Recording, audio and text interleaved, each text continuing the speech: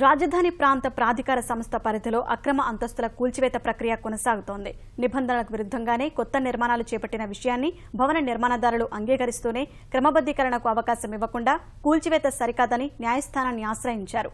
ప్రమాదకరంగా నిర్మాణాలు చేపట్టి అనుమతి లేని భవనాలు విక్రయించడం ఎంతమాత్రం సరికాదని, ఈ విషయంలో కొనుగోలుదారులు అప్రమత్తంగా ఉండాలని సిఆర్డీఏ సూచిస్తోంది.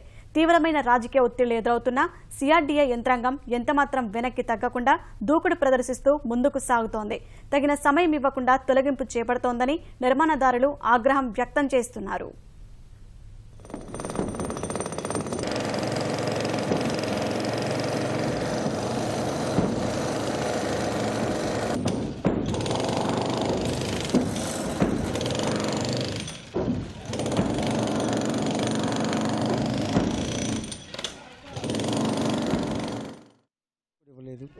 అన్ఎక్స్పెక్టెడ్ వచ్చి కొడుతున్నారు.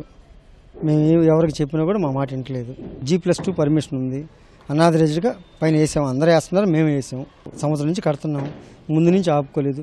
ఇవాళ మొత్తం పెయింట్లు అయిపోయి ఫ్యామిలీలు లేకపోయి ఫ్యామిలీలు వచ్చే టైంలో ఇవాళ వచ్చి అన్ఎక్స్పెక్టెడ్గా పగలగొట్టడానికి వచ్చారు. కనీసం మాకు నోటీస్ అన్న ఇచ్చి పలానా టైం ఇస్తే మేము దానికి ఏదన్నా చూస్తాం. అది కూడా లేకుండా వచ్చి ఒక 50 మందిని వేసుకొచ్చారు, 10 జీబులు వేసుకొచ్చారు.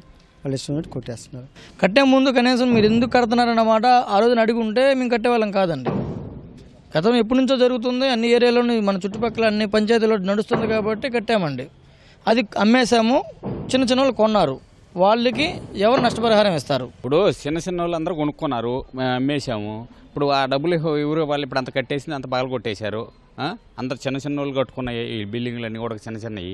ఇవి అక్రమ కట్టడాలు ఎక్కువగా చిన్న ఇళ్ళు 200, 300, 350 గజాల్లో వాళ్ళు G+2 పర్మిషన్ తీసుకుని కొన్ని సందర్భాల్లో అవి కూడా లేకుండా వాళ్ళు G+4, 5, 6 కూడా కడుతున్నటువంటి సందర్భాలు ఉన్నాయి. ఇవి సేఫ్టీ పరంగా కానీ లేకపోతే రిసోర్సెస్ పరంగా కానీ రేపు పొద్దున ఆ గ్రామాల్లో కానీ లేదా ఆ ప్రాంతాల్లో పెద్ద కాంక్రీట్ జంగిల్గా తయారవుతూ ఉన్నాయి. సో వాటిపైన ఖచ్చితంగా మనం చర్యలు తీసుకోవటం జరుగుతుంది.